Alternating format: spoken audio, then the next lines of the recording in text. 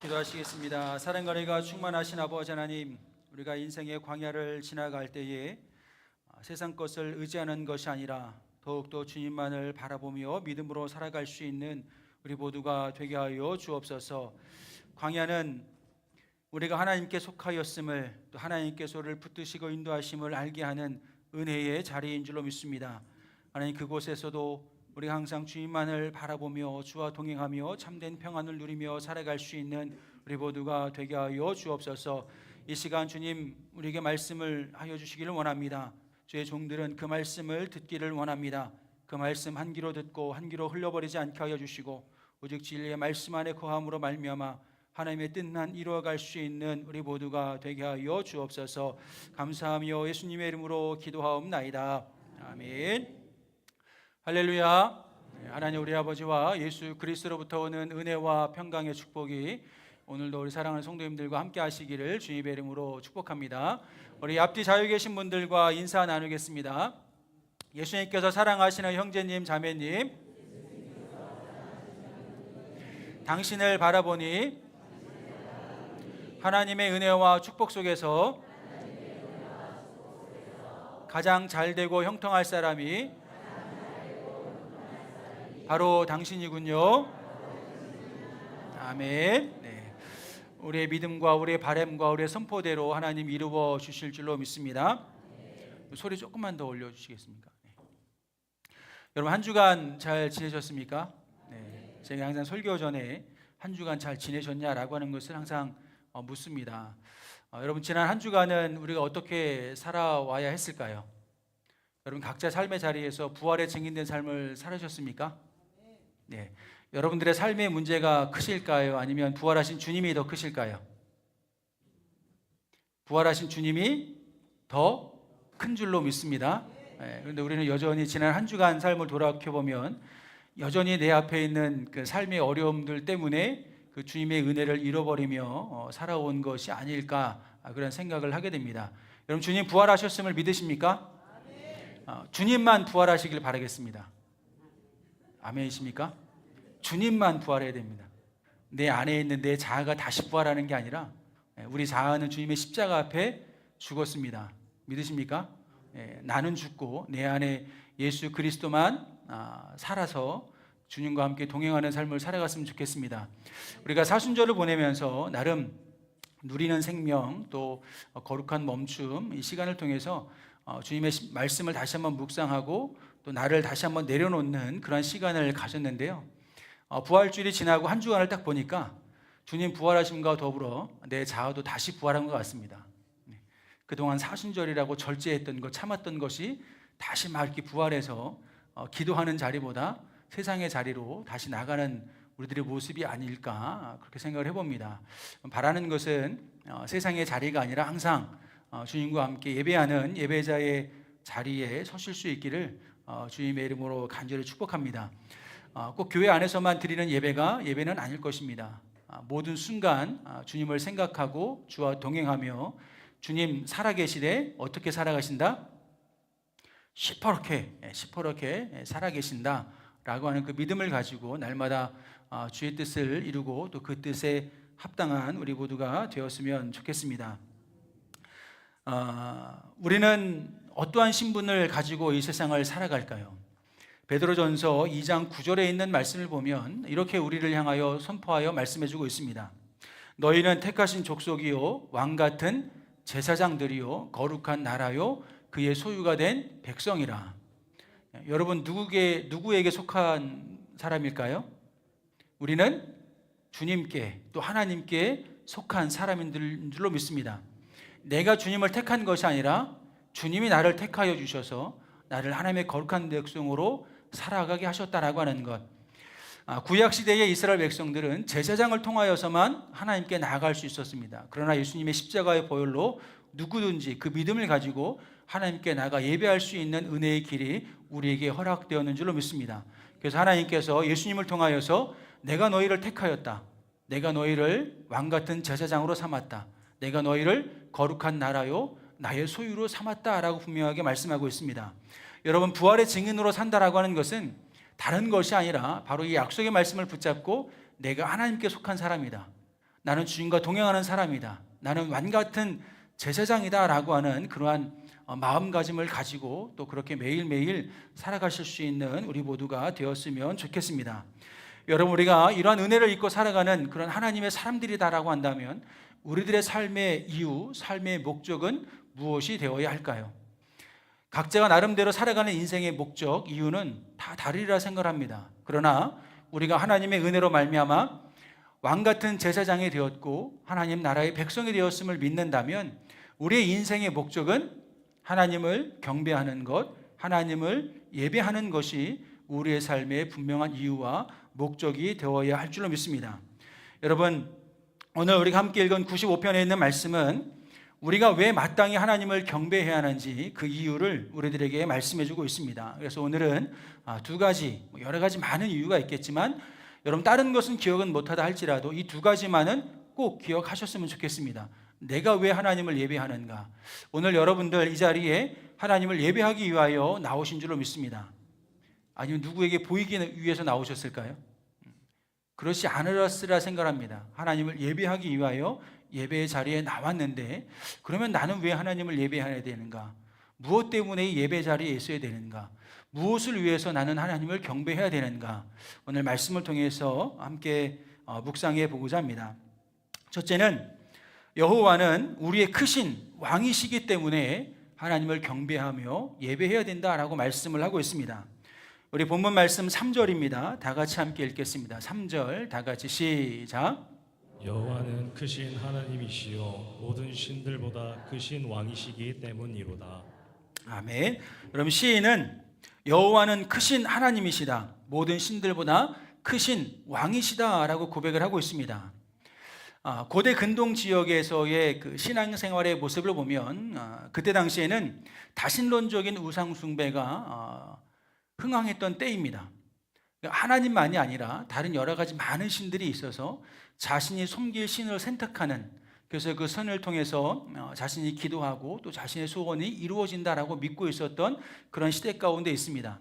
오늘날에도 우리 다신론적인 우상 숭배는 만연되어져 있습니다. 고대 근동 지역뿐만 아니라 지금 우리가 살아가는 이 시대 가운데에도. 그래서 사람들이 이렇게 이야기를 합니다. 여러분, 우리가 기도할 때 여러분들은 마지막에 어떻게 기도하시죠? 예수님의 이름으로 기도합니다. 예수님의 이름으로 기도합니다 라고 하는 것은 예수님이 우리의 삶의 주인이십니다. 예수님을 통해서 하나님께 나아갑니다. 예수님을 통해서 구원받았음을 내가 믿습니다. 내가 기도하지만 그 기도를 이루시는 분은 주님이십니다 라고 하는 믿음의 고백으로, 유일한 신앙의 고백으로 우리는 예수님의 이름으로 기도합니다 라고 이렇게 고백을 합니다. 근데 오늘날 제가 아직 우리나라에서는 보지 못했으나 미국의 경우 제가 영상을 통해서 한번 본 적이 있습니다. 어느 큰 아주 유력한 분들이 많이 모이는 공식적인 행사 자리였습니다. 미국이라고 하는 사회는 기독교적인 베이스 위에 그 나라가 세워졌기 때문에 믿지 않은 사람들이 아닌 이상 믿는 사람들이 있으면 항상 예배를 드리고, 대통령도 여러분 아시죠? 성경에 손을 얹고 선서하며 대통령으로서의 그 역할을 시작을 하게 되는데요. 정치인들, 경제인들, 유력한 사회 인사들이 모여서 어떤 행사를 할 때 항상 예배를 드리고 목회자를 초청해서 기도를 받고 또 축도로 마치는 그러한 예배 문화가 있습니다. 제가 본 그 영상은 정확히 어떤 모임인지는 모르겠으나 그래도 고급스러운 호텔 같은 데서 모여서 예배를 드리고 마지막 목사님이 이제 기도를 하는데 마지막에 어떻게 기도하시냐면 모든 신들의 이름으로 기도합니다 라고 하는 것을 봤습니다. 모든 신들의 이름으로. 왜 그렇게 했을까라고 하는 것을 그 이유를 찾아보니까 그 행사에 기독교인만 오는 것이 아니라 다른 여러 많은 종교를 가진 사람들이 참여했습니다. 그런데 미국은 여러분들도 아시다시피 모든 주가 다는 아니지만 몇몇 주는 종교적 차별금지법이 통과가 된 상태입니다. 그렇기 때문에 그러한 곳에서 오직 구원은 예수께만 있습니다 라고 한다면 다른 종교를 차별하는 게 됩니다. 그래서 그렇게 하지 못하거든요. 그래서 행사를 진행하는 그 집행부에서 우리는 기독교인들만이 아니라 다른 많은 사람들이 모이는 그러한 행사이기 때문에 마지막 기도하실 때 예수님의 이름으로 기도합니다 라고 하면 안 됩니다. 그렇게 기도하시면 목사님을 기도자로 세울 수 없습니다 라고 이야기를 했다고 그러더라고요. 그리고 그분은 그것을 수용해서 그러면 내가 모든 신들의 이름으로 기도하겠습니다 라고 승낙을 하고 그렇게 기도한 것입니다. 우리가 전통적인 신앙을 가지고 있는 사람들이라면 그렇게 기도하는 것이 맞나요? 틀리나요? 그렇게 기도하는 것은 예수 외에도 구원이 있다라고 하는 것을 인정하는 것입니다. 이게 바로 다신론적인 우상 숭배와 같은 모습들입니다. 고대 근동지역에만 있었던 것이 아니라 지금도 우리가 숨쉬며 살아가는 이 시대 가운데도 여전히 그러한 고백들이 또 그러한 주장들이 일어나고 있습니다. 이러한 상황 속에서 시인은 오늘 하나님을 향하여 무엇이라 고백을 하고 있습니까? 크신 왕이십니다 라고 고백을 하고 있습니다. 이것은 다신론적인 우상 숭배, 다른 사람들이 다른 신을 섬기고 다른 신이 그들의 왕이라고 이야기할 때 나는 오직 여호와 하나님만이 나의 참된 왕이 되십니다 라고 하는 믿음의 고백인 것입니다. 모두가 다 하는 상황 속에서 하는 고백이 아니라 다신론적인 우상 숭배가 성행하는 그곳에서 하나님이 우리의 왕이십니다 라고 하는 고백을 하게 된다면 핍박받는 그러한 상황에서 이 시인은 그럼에도 불구하고 하나님이 나의 통치자가 되십니다, 하나님이 나의 왕이 되십니다 라고 이렇게 고백을 하고 있는 것입니다. 그리고 여러분, 우리가 알다시피 고대 근동사회는 이성이라고 하는 것이 아주 중요하게 여겨지던 그러한 시대 속에 있었습니다. 그래서 그들의 이성을 가지고 하나님을 이해하려 했고 하나님을 해석하려 했습니다. 근데 여러분, 인간의 이성으로 하나님을 다 이해하고 풀어서 설명할 수 있을까요? 그럴 수 없습니다. 우리는 그 크신 하나님, 그 위대하신 하나님, 창조주 하나님을 우리의 이성으로, 우리의 지식으로, 우리의 상식으로 다 풀어서 설명할 수 없습니다. 그것을 가리켜 하나님의 불가해성이라고 부릅니다. 하나님은 우리가 다 해석할 수 없다. 오늘 시인은 하나님을 크신 왕으로 고백을 합니다. 이것은 모든 신들 중에 하나의 신이 아니라 하나님만이 나의 참 왕이 되십니다. 하나님만이 참 나의 주권자가 되십니다. 내가 내 삶을 바라볼 때 하나님의 계획과 섭리가 다 이해되진 않지만 그러나 나를 기르시고 돌보시고 내 삶을 이끌어 가시는 분은 여호와 하나님이십니다 라고 하는 믿음의 고백인 것입니다. 모두가 다 하는 고백 속에서 하는 것이 아니라 모두가 다 하지 않는 상황 속에서 그렇게 고백하는 것이기 때문에 이 고백이 더욱더 크고 위대한 고백이 아닐까 싶습니다. 제가 예전에 경기도 포천에서 부교육자 사역을 할 때 학생들을 데리고 성경 골든벨 대회를 참석한 적이 있습니다. 이천중앙교회라고 하는 곳에서 했는데요, 식당이 한 200석 정도 됩니다. 식당만. 근데 그 넓은 그 식당에서 한 아이가 이제 좀 늦게 시험을 치르고 내려온 것 같습니다. 아무도 없는 텅 빈 그 식당에서 그 한 초등학교 한 2, 3학년쯤 됐던 것 같습니다. 그 아이가 식판을 갖다 놓고 기도를 하는데 어떻게 기도했을까요? 만약에 여기 계신 분들이라면 200여 명이 앉을 수 있는 넓은 식당에 덩그러니 나 혼자 식판을 놓고 밥을 먹어야 됩니다. 그럼 여러분들은 어떻게 식사하시겠습니까? 저 같으면 안 먹겠습니다. 뭘 굳이. 그래서 근데 그 아이가 식판을 갖다 놓고 그렇게 기도를 하는데 정말 제가 그 아이의 모습을 보면서 부끄러웠습니다. 왜냐하면 아무도 없는 그곳에서, 정말 적막한 그곳에서 두 손을 모으고 두 눈을 감고 머리를 숙이면서 잠깐 하는 것도 아니고요, 제가 이렇게 봤습니다. 한 2, 3분 하더라고요. 그 어린 아이가 뭘 그렇게 기도할 게 많아서 그 밥 먹는 자리에 그 식판을 갖다 놓고, 어떻게 보면 빨리 먹고 친구들과 놀러 가고 싶을 거잖아요. 그런데 그렇게 하지 않고요, 그 식당에 앉아서 두 손을 다 이렇게 모으고 고개를 숙이고 한 2분, 3분 정도 기도를 하더라고요. 제가 그 모습을 보면서 그 자리에서 회개했습니다.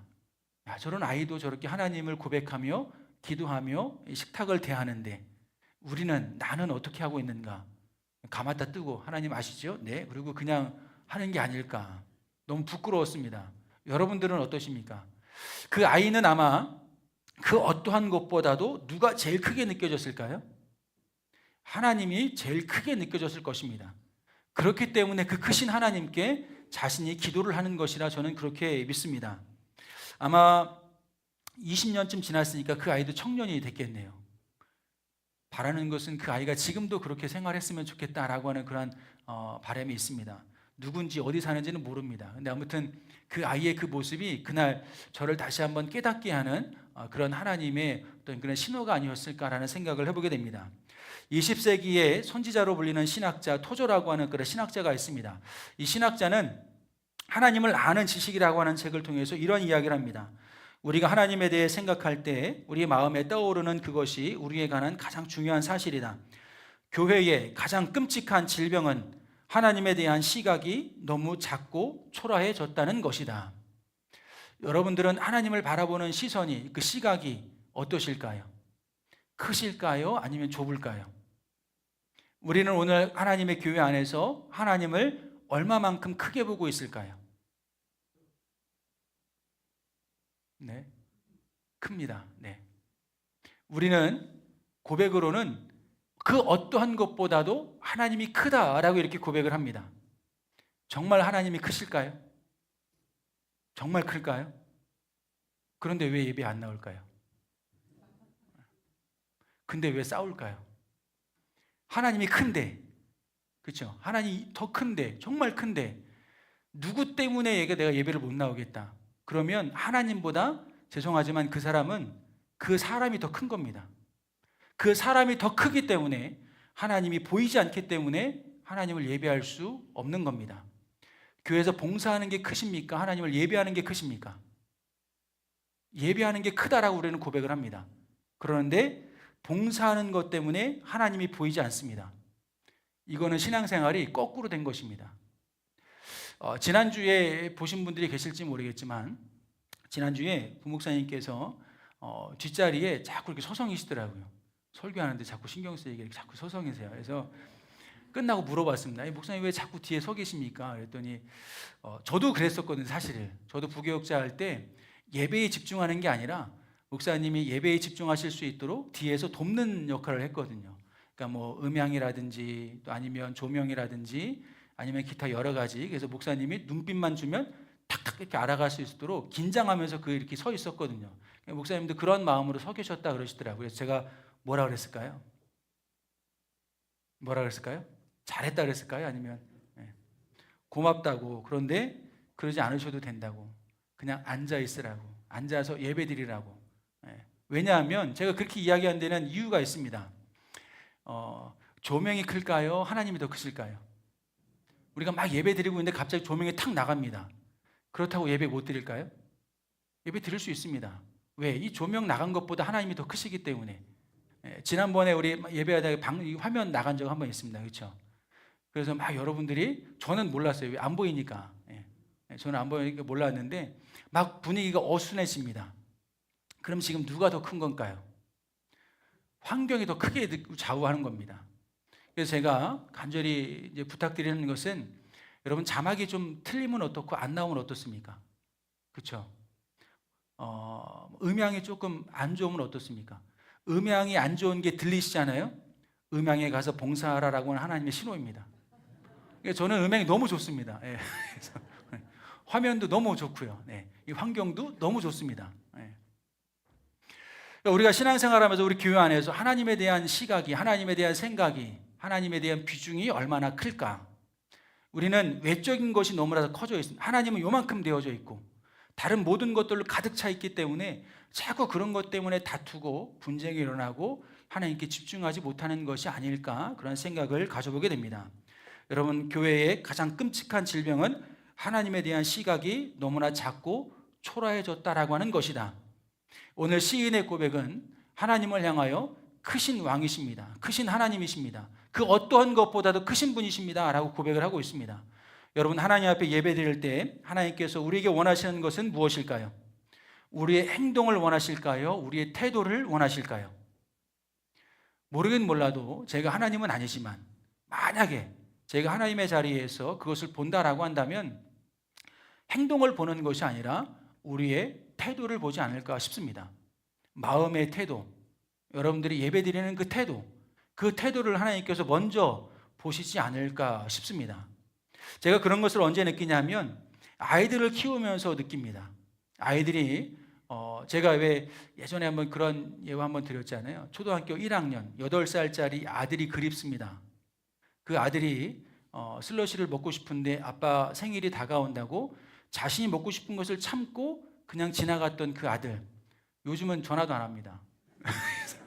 그래서 그 아들이 그립다. 제가 막 이렇게 가끔 얘기를 하는데, 그러면서 아이가 좀 커서 자기도 이제 아르바이트를 하고 경제 활동을 하기 때문에 어떤 좋은 선물을 하나씩 해줍니다. 그리고 지난번에 뭐 이렇게 그 눈썰미가 있으신 분들은 보셨는지 모르겠지만 제가 똑같은 넥타이를 한 달 동안 맸습니다. 왜냐하면 아들이 전역하면서 아빠에게 넥타이 하나 사주고 싶다고, 제가 처음 매봤습니다. 구찌 넥타이를 이렇게 사주더라고요. 그래서 제가 그걸 한 달 동안 맸습니다. 네.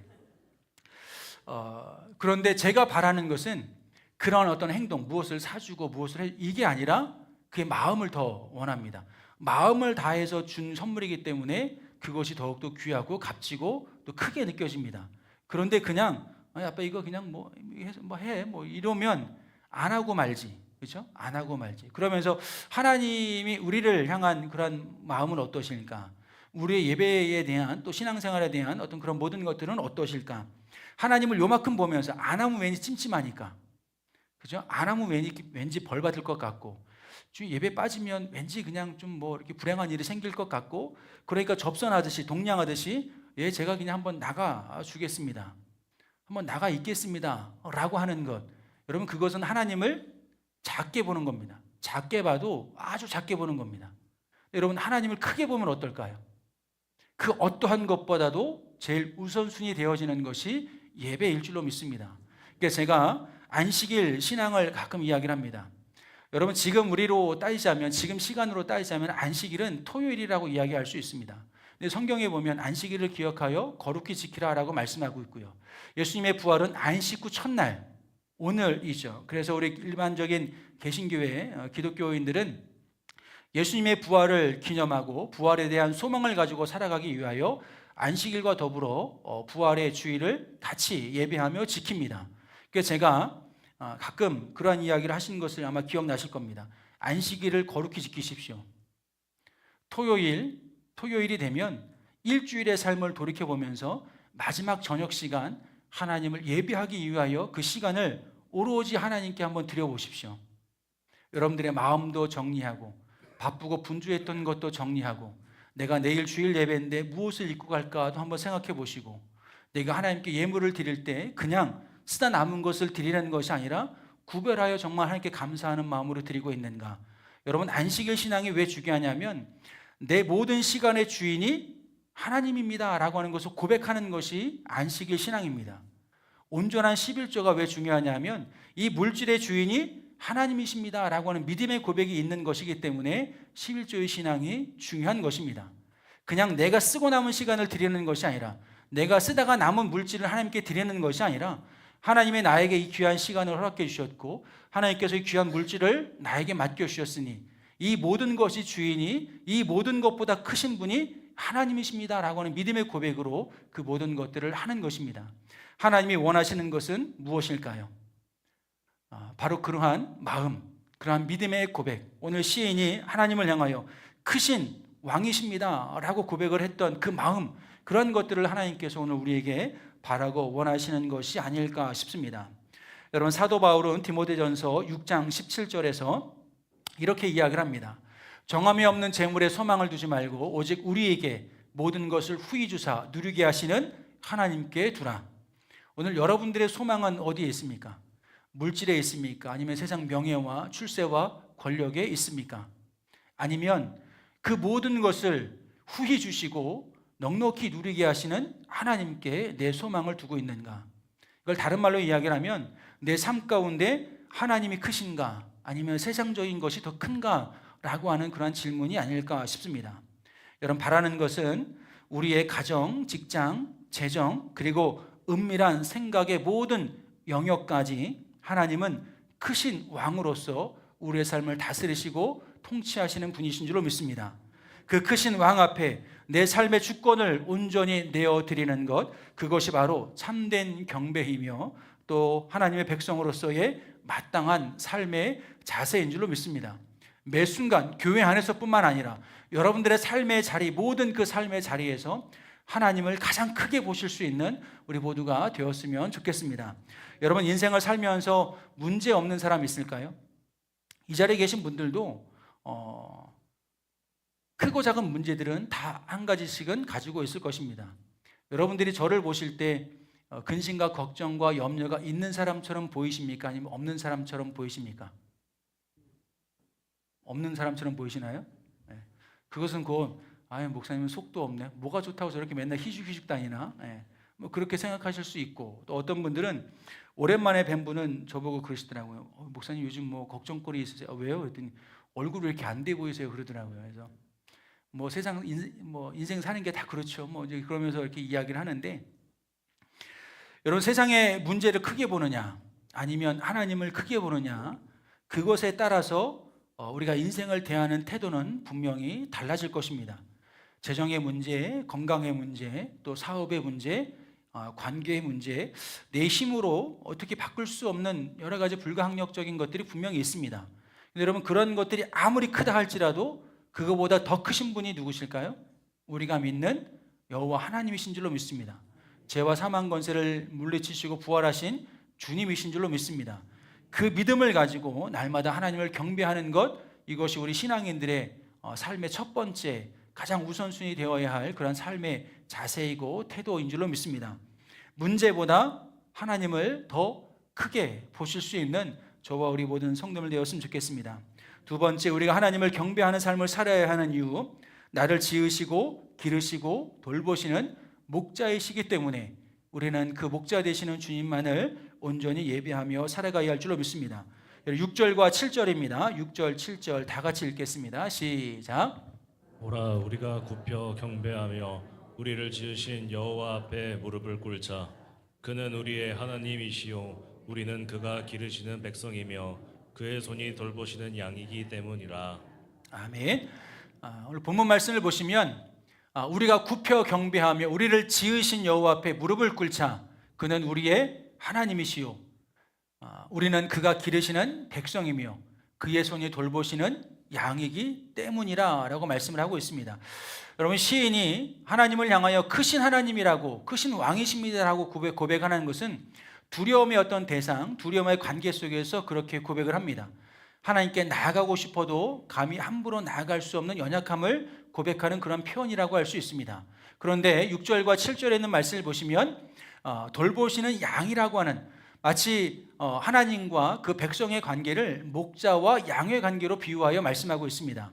여러분 양은 목자의 돌봄이 없으면 스스로 존재할 수 없는 그런 존재가 바로 양이라고 하는 존재입니다. 그래서 양은 반드시 목자와 함께 있어야 되고요, 목자의 돌봄이 반드시 필요한 것이 양이라고 할 수 있습니다. 여러분 성경에서 우리와 하나님과의 관계를 목자와 양의 관계로 비유할 때가 많이 있습니다. 예수님께서도 나는 선한 목자라, 선한 목자는 양을 위하여 목숨을 버린다라고 말씀하여 하셨던 것처럼 우리는 왜 그러면 주님이 그렇게 목자와 양의 관계를 통해서 우리에게 그런 말씀을 주셨을까? 양의 습성 때문에 그렇습니다. 아까도 말씀드렸지만 양은 자신의 삶을 스스로 개척할 수 없는 존재입니다. 그럼 우리는 다를까요? 우리도 마찬가지입니다.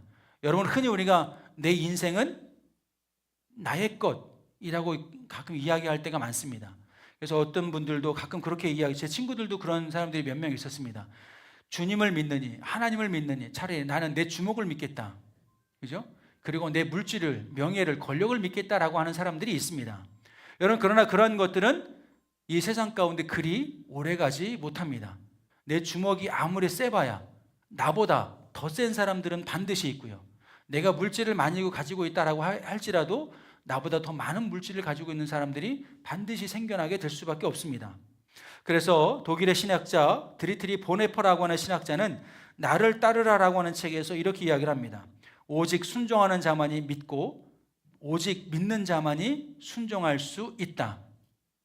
순종할 때 믿음을 얻을 수 있고 믿을 때 순종할 수 있다라고 하는 것입니다. 여러분이 믿음을 가지기 위해서 우리에게 필요한 것이 있다라고 한다면 무엇일까요? 앞에서 우리 같이 읽었던 것처럼 나를 지으시고 기르시고 돌보시는 분이 누구시라고요? 주님이시기 때문에 그것이 믿어지면 우리는 주님의 돌보심과 주의 말씀에 순종할 수 있고, 주님의 말씀에 순종할 때 우리의 믿음이 더욱더 자라고 성숙되어질 줄로 믿습니다.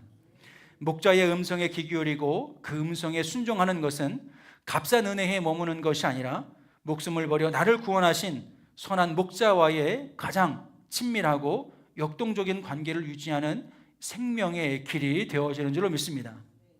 여러분, 지금 우리는 너무나도 여러 가지 많은 세상의 소음 속에서 살아가고 있습니다. 그 세상의 소음 속에서 우리는 하나님께 집중하지 못하고 하나님의 음성을 듣지 못할 때가 참 많이 있습니다. 고난주간을 보내면서 저녁에 하루 1시간 거룩한 멈춤이라고 하는 것을 통해서 딱 20분 아무것도 하지 않고 침묵하며 기도했던 시간을 우리는 보냈습니다. 저도 첫째 날 20분 동안 침묵하고 앉아있을 때 주님을 생각했을까요? 아니면 다른 것을 생각했을까요? 저도 이렇게 앉아서 기도를 하는데 내일은 어떤 걸 해야지, 내일은 어떻게 해야지, 내일은 찬양을 뭐 불러야지, 이런 게 자꾸 생각이 나더라고요. 아무것도 하지 않고 그냥 주님만 생각하는 시간이었으면 좋겠으나 그게 안 되더라고요. 왜? 우리는 그동안 너무 바쁘게 살아서, 사람들의 시선과 사람들의 의식을 너무나 신경 써서, 하나님을 신경 쓰는 것이 아니라, 주님을 신경 쓰는 것이 아니라 외적인 것들에 너무 많은 신경을 써서 그렇게 주님께 집중하지, 단 10분도 단 20분도 집중하지 못하는 것이 아닐까, 그런 생각을 가져보게 됩니다. 여러분, 오직 순종하는 자만이 믿을 수 있고 오직 믿는 자만이 순종할 수 있다라고 하는 것, 우리는 무엇을 믿어야 될까요? 크신 하나님을 믿고 나를 지으시고 나를 기르시고 나를 돌보시는 분이 오직 주님이시다라고 하는 그 믿음, 그 믿음을 가지고 날마다 주님께 순종하며 주와 동행하며 믿음의 삶을 살아가실 수 있는 우리 모두가 되었으면 좋겠습니다. 여러분, 사람들은 누구나 마음에 자신의 왕자가 있다라고 이야기를 합니다. 그 왕자가 있어서 그 왕자에 누가 앉아있느냐, 무엇이 앉아있느냐에 따라서 그 삶의 방향성은 달라질 수 있지 않을까 싶습니다. 세상의 명예와 권력과 인기를 앉힐 것인가, 아니면 하나님의 말씀과 주님의 십자가를 앉힐 것인가, 그것에 따라서 우리의 삶의 방향성은 분명히 달라지게 될 것입니다. 그래서 스미스라고 하는 기독교 철학자는 습관의 영성이라고 하는 책에서 이렇게 이야기를 합니다. 사람들이 사랑하는 바에 따라서 그 사람의 삶의 방향이 결정되어진다.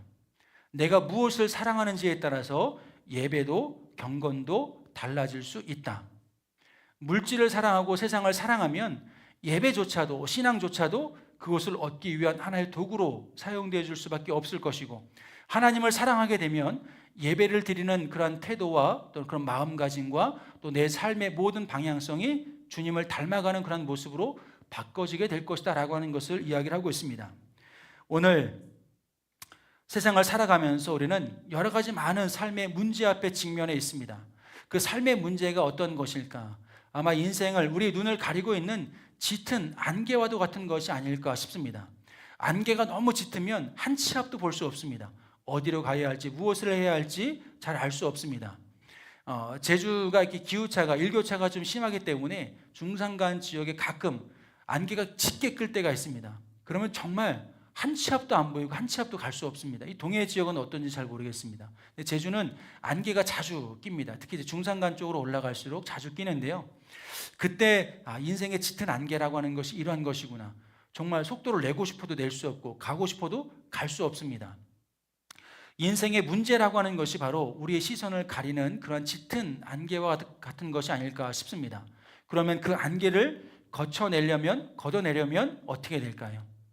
세상적인 방법으로 할 수 있는 것이 아니라 우리는 예배자의 자리로 나가서 하나님의 은혜를 기억하고 하나님을 예배할 때 우리의 인생을, 또 우리의 눈을 가로막고 있는 짙은 안개는 거쳐지게 되어질 줄로 믿습니다. 여러분, 우리가 하나님의 말씀에 순종하지 아니하면 우리의 마음이 완고해질 수 있습니다. 우리의 마음이 완고해지면 어떻게 될까요? 조금씩 하나님과 멀어지고 세상과 친해질 수밖에 없고 세상으로 나아갈 수밖에 없을 것입니다.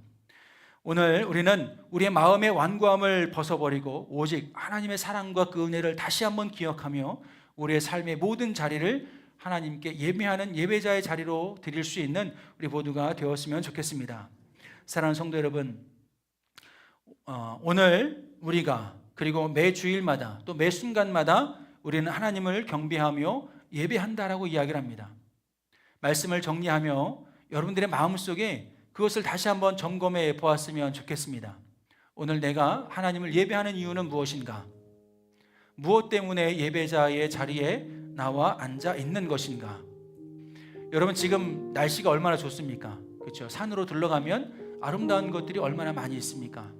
사람들은 다 그렇게 휴일이 되어서 산으로 들러 강으로 바다로 그렇게 여행을 가는데 나는 왜 지루하고 따분한 이 예배 시간에 나와 앉아 있는가?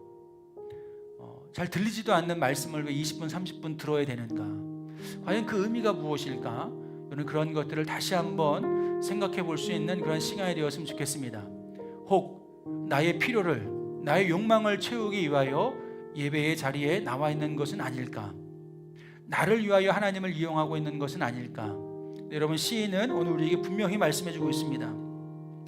예수 그리스도의 십자가 보혈로 말미암아 우리가 왕같은 제사장으로 하나님의 거룩한 백성으로 거듭나였다. 이제는 우리가 더 이상 죄의 종로로 타며 살아가는 것이 아니라 하나님의 자녀로서의 은혜의 삶을 허락받았다. 그 하나님의 은혜를 잊고 살아가는 우리들이 어떻게 살아가야 되는가? 크신 하나님을 예배하고 나를 지으신 하나님, 나를 기르시는 하나님, 나를 돌보시는 하나님을 경배하며 예배하는 것이 우리의 삶의 목적이고 우리의 삶의 이유다라고 하는 것을 분명하게 말씀하고 있습니다. 여러분이 말씀이 믿어지고 깨달아지면 내가 아파도 하나님 예배할 수 있고요, 경제적인 어려움 속에 있어도 하나님을 예배할 수 있고, 사람과의 관계가 불편해도 하나님을 예배할 수 있습니다. 왜? 그런 모든 것들보다, 그런 삶의 문제보다 하나님이 더 크시기 때문인 줄로 믿습니다. 여러분, 문제 없는 사람들은 아무도 없습니다. 그런데 그 문제를 자꾸 생각하면 두려움과 근심에 빠집니다. 그런데 그 문제가 있을지라도 그 문제 앞에서 하나님의 말씀을 묵상하면 그 묵상이 기도가 되고 찬양이 되고 예배가 되어줄 줄로 믿습니다. 문제 앞에서 문제를 생각하는 자들이 아니라 그 삶의 문제 앞에서 하나님을 생각하는 자들이 되었으면 좋겠습니다. 하나님을 생각하면 그 하나님이, 그 말씀이 묵상이 되고 우리의 묵상은 기도와 찬양과 예배가 되어줄 줄로 믿습니다. 여러분, 주님은 그 사랑으로, 변하지 않는 사랑으로, 영원한 사랑으로 우리를 지으시고 기르시고 돌보시고 인도하시는 크신 또 위대하신 여호와 하나님인 줄로 믿습니다. 이 은혜를 기억하고 날마다 예배의 자리에서 또 여러분들의 삶의 자리에서 하나님만을 경배하는 삶을 살아가실 수 있는, 그리고 이 말씀을 통해서 오늘 여러분들만의 예배의 이유를 찾아보셨으면 좋겠습니다. 한 주간 동안 숙제입니다. 나는 왜 하나님을 예배하는가?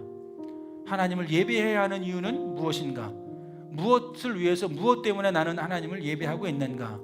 오늘 시편 95편에 있는 말씀을 쭉 묵상하면서 다시 한번 마음속으로 읊조리면서 하나님을 예배해야 하는 이유, 하나님을 경배해야 하는 이유를 발견하시고, 그냥 누가 시키니까 억지로 하는 것이 아니라 내가 능동적으로, 창의적으로 하나님을 예배하며 경배하며 살아가실 수 있는 저와 우리 모든 성도들 되었으면 좋겠습니다. 우리 선한 목자 되신 우리 주 찬양하고 함께 결단하며 기도하겠습니다.